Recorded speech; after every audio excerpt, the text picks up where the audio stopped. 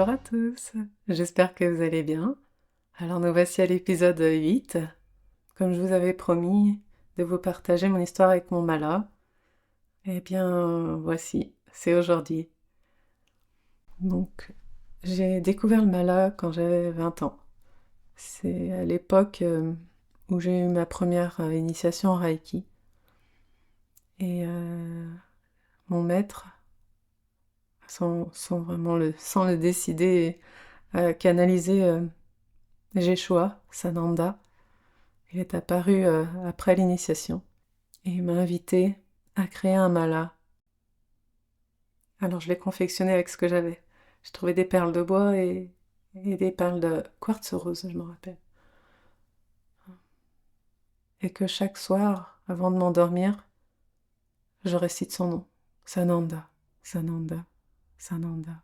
Et ça m'a beaucoup aidé. J'ai pratiqué pendant des années, matin et soir, même des fois pendant la journée quand j'en avais besoin. En fait, ça me procurait un sentiment de sécurité, d'apaisement. Et c'était ma première pratique en fait de mantra. J'avais jamais pratiqué de mantra.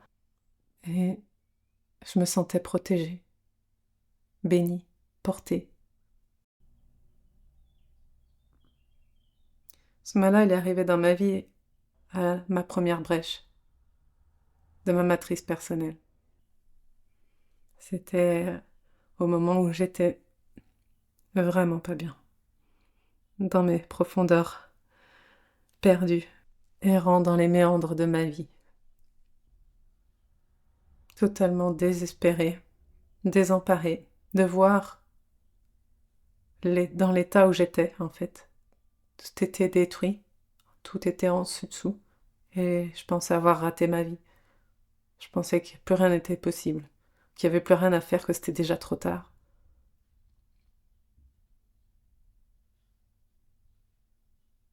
Que plus rien pouvait changer. Vraiment, j'étais persuadée d'avoir raté ma vie. J'avais seulement 20 ans. Et en fait, j'étais dans une nuit noire de l'âme, et je ne connaissais pas, je ne savais pas ce que c'était ça. Donc à partir de là, c'est là que tout a commencé. Après cette ouverture au divin, j'ai commencé à marcher. Et je me suis jamais arrêtée. Au début, c'était un peu laborieux, mais j'avais toujours mon mala qui me ramenait à moi, qui me ramenait au divin et à faire ce chemin pour me libérer, me nettoyer, afin de retrouver cette beauté, cette splendeur, cette grandeur que j'ai en moi, pour la déployer. Je savais ce que j'avais à l'intérieur de moi, mais tout ce que je voyais, j'avais un profond mal de vivre, de ma simple existence sur Terre. Il m'a sauvée, en fait. Il m'a sauvé moi, et il m'a sauvé ma vie. Sananda est mon mala. Toute une histoire de vie. Il était très important pour moi. Je dormais avec, je le portais tout le temps. Afin de me rappeler que je pouvais changer ma vie. Que je pouvais tout changer en fait. Que j'avais la capacité. Que j'avais tout. Que j'étais maître. Totalement responsable et maître de ce qui se passe en moi. Et qu'est-ce que je veux créer autour de moi. Et la base, c'est soi. C'est tout ce qui se passe à l'intérieur. C'est la source de toute la création à l'extérieur. Ce mala, il a été la proue de mon navire. Il m'a soutenu lorsque j'étais dans les profondeurs. Il m'a ouvert la porte de la liberté d'être et de tous les possibles. Il a été le phare lors de mes tempêtes, mon gardien lorsque j'étais égarée sur mon chemin, mon protecteur lorsque je me sentais en insécurité. Il a été aussi des fois mon seul ami lors de moments difficiles et il m'a permis de tenir le cap quoi qu'il arrive.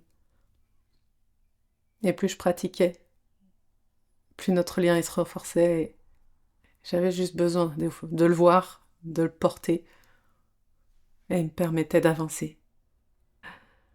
C'est ce qui m'a permis d'être là où j'en suis aujourd'hui. Et cette aventure, elle n'est pas finie. Pour moi, c'est un pilier de ma structure.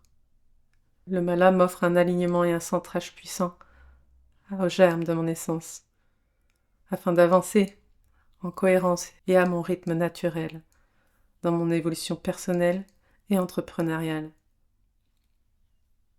Il me permet vraiment de tenir une posture stable dans mes pratiques, mais lorsque j'accompagne mes clients. C'est comme une cape que je mets sur moi, comme... Je ne sais pas comment expliquer ça, mais quand je le mets sur moi, je le mets comme une armure, mais c'est pas une armure pour aller à la guerre, c'est une armure pour œuvrer pour l'évolution collective, pour œuvrer en alignement, dans la vérité et l'authenticité. Ça, c'est important pour moi. C'est même la base dans le développement personnel, en fait. Être authentique, vrai et aligné. Et bien sûr, avoir fait un certain travail avant d'accompagner d'autres personnes sur leur chemin. C'est essentiel et tellement évident. Voilà. Donc le mala, c'est beaucoup plus qu'un outil pour moi.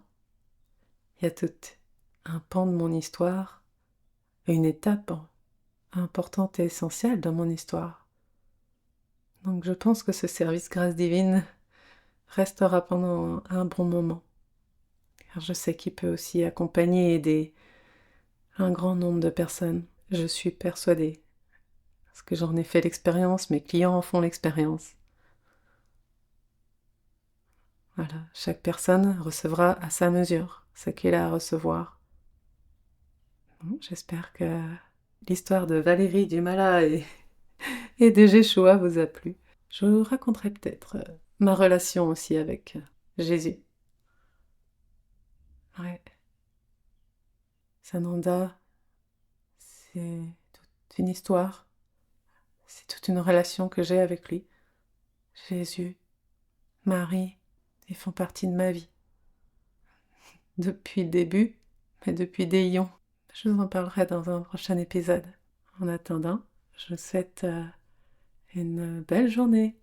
À très bientôt. Bye!